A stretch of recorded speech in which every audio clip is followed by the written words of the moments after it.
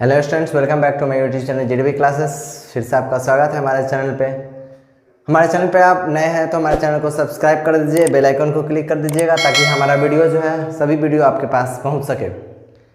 तो पिछले वीडियो में आप लोगों ने देखा कि उसमें उसने कहा था दिए थे, तो थोड़ा सा उसमें टेक्निकल प्रॉब्लम के कारण क्या हुआ कि लास्ट में जो है वह लाइटिंग का प्रॉब्लम थोड़ा सा क्लियर नहीं हो रहा था।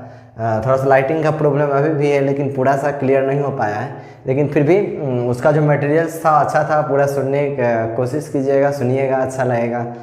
तो फिर से आप दूसरा गद्यखंड दिए थे, पदखंड दिए थे, गद्यखंड दिए थे। तो अब फिर से हम एक पदखंड यानी कि काव्यखंड लेकर के आए हैं, जो एक पद है जो सूरदास जी का है वो लेकर के आए हैं। तो आप वीडियो के अंत तक बने रहिएगा और बहुत अच्छे से आपको ये पदखंड है वो समझ में आ जाएगा। और फिर से अगर आपको कोई प्रॉब्लम हो तो हमें कमेंट करके लाइक करके ज़रूर बताइएगा, और एक लाइक और एक कमेंट ही जो है हमें एक मोटिवेट करने की कोशिश करेगा। तो आप हमें लाइक करके कमेंट करके और ज़रूर बताइएगा, और अच्छा लगे तो शेयर और सब्सक्राइब जरूर कर दीजिएगा।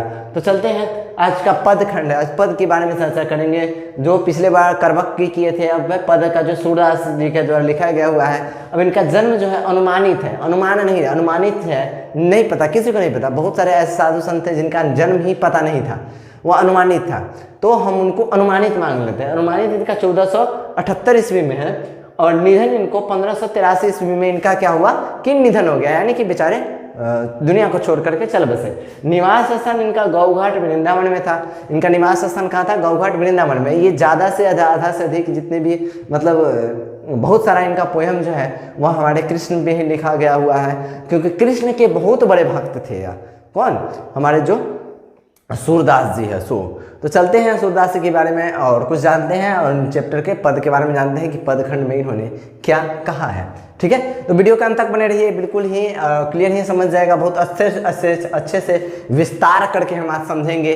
ठीक है, तो क्लियर। तो चलते हैं। आप सबसे पहले अगर आप अपने पास पढ़ रहे हैं तो आप किताब लेकर के जरूर ही रखिएगा साथ में। ये हिंदी का जो बुक है, और ज़्यादा इसका कुछ दाम है नहीं, 50 रुपये या 40 रुपये दाम ही है। ठीक है, तो आप ले लीजिएगा ताकि आपको जब पढ़ाया जाए तो आपको ये जो है वह समझ में आ सके।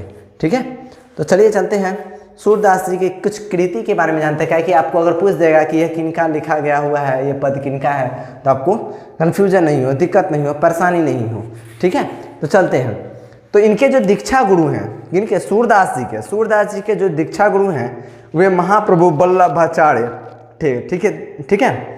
तो एक आचार्य के संगत में ही रहते थे, संत के संगत में रहते थे। तो इनका एक जो गुरु हैं वह महाप्रभु वल्लभाचार्य है। ठीक है, दीक्षा काल इनका, देखिए अब दीक्षा काल भी अनुमानता ही है, यानी कि दीक्षा काल मतलब कहाँ से, मतलब कब से कब तक इन्होंने शिक्षा ली। तो इनका दीक्षा काल है 1509 से 1510, अनुमानित ही, ये भी अनुमानित ही है। ठीक है, कृतियाँ, इनका प्रमुख कृति जो है वह क्या है? सूरसागर है। सूरसागर इनकी क्या है?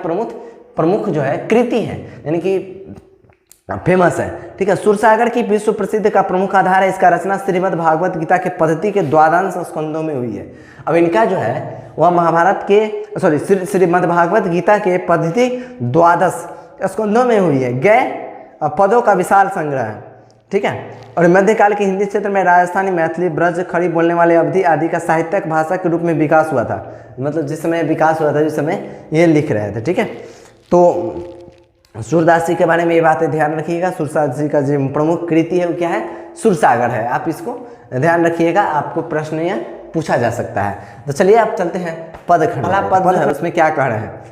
कह रहे जगिए ब्रजराज कवल कुसुम फूले, कुमुद वृंद संकुचित गए, भृंग लता भूले।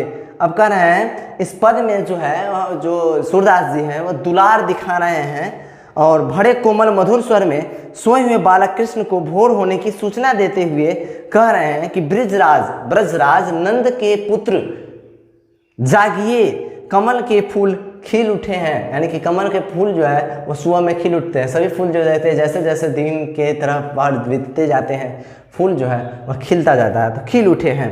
ठीक है, कुमुदनियों का समूह संकुचित हो गए हैं, भ्रमर लताओं को भूल गए हैं। यानी कि भ्रमर जो है, जो भंवर शाम के समय में जो आवाज़ें निकालती हैं वे भूल गए हैं।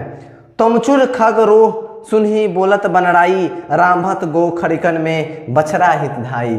अब कह रहे हैं कि जो मुर्गे तथा अन्य पक्षियों जो कोलाहल कर रहे हैं, सुने जो पेड़ों पर बोल रहे हैं, गाय के बाड़े में रांभने लगी है और बछड़ों के लिए दौड़ रही है। सुबह का समय जो होता है, जो मुर्गा बाज देता है, जो क्या बोलते हैं उसको, भोर का समय होता है। आजकल तो ऐसा नहीं होता है, लेकिन गांव में अभी भी ऐसा बहुत जगह होता है। तो जैसे गाय सुबह में रांभने लगती है, बोलने लगती है अपने बछड़े को दूध पिलाने के लिए, तो इस तरह से बोल रहे हैं कि सब कुछ जाग चुके हैं, चिड़िया चहचहा रही है, गाय जो है अपने अस्तबल से बाड़े से बोल रही है अपने बछड़े के दूध पिलाने के लिए। बिंदु मलिन रवि प्रकाश गावत नर नारी, सूर्य श्याम प्रातः उठो अंबुज कर धारी।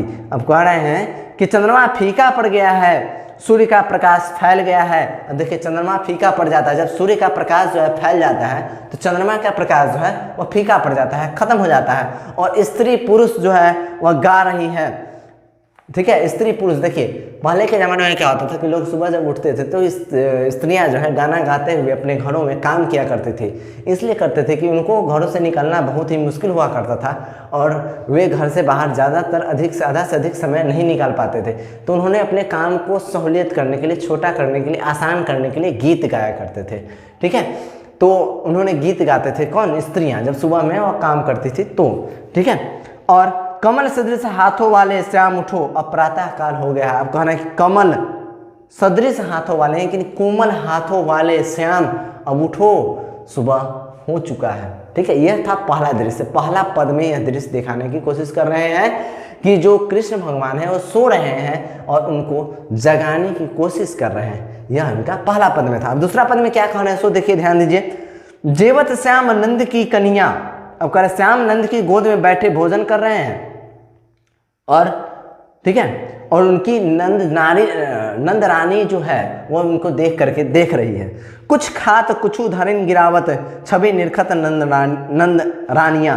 अब कह रहे हैं कुछ खा रहे हैं, कुछ भूमि पर गिरा रहे हैं। इस बात को देख करके, इस छवि को देख करके नंद रानी जो है वह देख रही है, गौर से देख रही है कि यह क्या कर रहे हैं कृष्ण भगवान। कुछ खा रहे हैं, कुछ क्या कर रहे हैं। बच्चा का काम क्या होता है? कुछ खाता है, कुछ क्या करता है? गिराता है। ठीक है, आगे देखिए। बड़ी बड़ा बेसन बहुभातिन व्यंजन विधिया अगनिया, डारत खात लेत अपने कर रुचि मानत नदी दुनिया।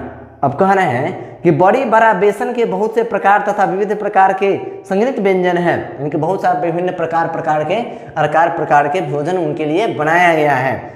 ठीक है, वे अपने हाथों से लेकर डालते हुए खा रहे हैं। दही के दोनों ओर उनकी विशेष रुचि है।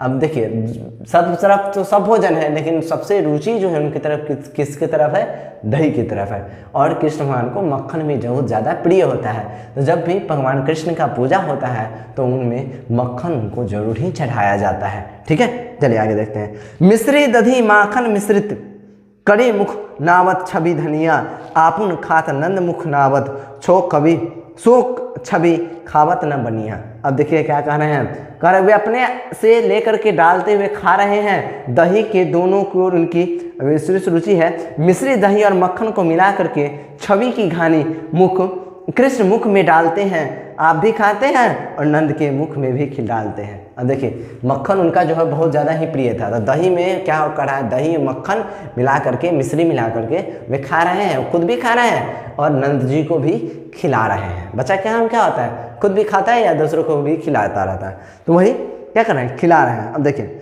जो रस नंद यशोदा बिलसत सो नहीं तिन्हु भुवनिया, भोजन करी नंद अचरण लिन्हो मांगत सुट जुठनिया। अब क्या कह रहे हैं? सूरदास जी कह रहे हैं कि इस छवि का वर्णन करते नहीं बनता। इस प्रकार जो आनंद नंद और यशोदा पा रहे हैं वह तीनों लोकों में नहीं है। करे यह जो आनंद मिल रहा है वह तीनों लोकों में ऐसा आनंद नहीं मिलने वाला है। कृष्ण भोजन करके अपना आचमन किया जो सूरदास जूठन मांग रहे हैं। अब कह रहे हैं कृष्ण जो है वह भोजन करके जब आचमन कर रहे हैं, यानी कि कुल्ला कर रहे हैं, तो जो है वह अपनी जुठनियाँ मांग रहे हैं। कौन? जो सूरदास जी मांग रहे हैं। तो ये सूरदास जी दूसरे पद में जो उनका दृश्य है वह दृश्य क्या है? दृश्य यह है कि जो कृष्ण भगवान है वह नंद जी के गोद में बैठे हुए हैं, भोजन कर रहे हैं और मिश्री और दही और मक्खन को मिला करके खा रहे हैं, और कुछ खा भी रहे हैं, कुछ भूमि पर भी गिरा रहे हैं, कुछ खा भी रहे हैं, कुछ नंद जी को भी खिला रहे हैं। और इसी दृश्य को देख करके नंद रानी जो है एकदम मंत्रमुग्ध हो रही है। तो सूरदास जी कहते हैं कि ऐसा जो यशोदा जी नंद जी को जो सुख मिल रहा है, यह तीनों लोकों में नहीं मिलने वाला है, और यह तीनों लोकों में ऐसा सुख नहीं मिलने वाला है। और जो सूरदास जी है वह इसको जो आचमन कर रहे हैं, यानी कि कुल्ला कर रहे हैं, तो जूठन मांग रहे हैं। कौन? सूरदास जी। ठीक है, दूसरा पद का ये भावार्थ हुआ। तो आप अपने पास किताब रख करके जरूर ही समझने का कोशिश कीजिएगा, समझिएगा। अच्छा लगेगा तो आप लाइक करके कमेंट करके हमें ज़रूर बताइएगा, और आप शेयर और सब्सक्राइब जरूर कर दीजिएगा। तो इस तरह से हमारा यह पदखंड था, और फिर से हम आपको एक गदखंड लेकर के आएंगे। और आप हमें टेलीग्राम पे ज्वाइन कर सकते हैं, हमें इंस्टाग्राम पे ज्वाइन कर सकते हैं, आपको भी लिंक मिल जाएगा डिस्क्रिप्शन में। तो और कोई भी आपको विषय पे टॉपिक चाहिए तो वीडियो चाहिए तो आप हमें लाइक करके कमेंट करके और शेयर करके और सब्सक्राइब करके बताइएगा। और हमें मैसेज, पर्सनल मैसेज भी कर सकते हैं। इंस्टाग्राम का आईडी आपको डिस्क्रिप्शन में मिल जाएगा, लिंक मिल जाएगा उसका।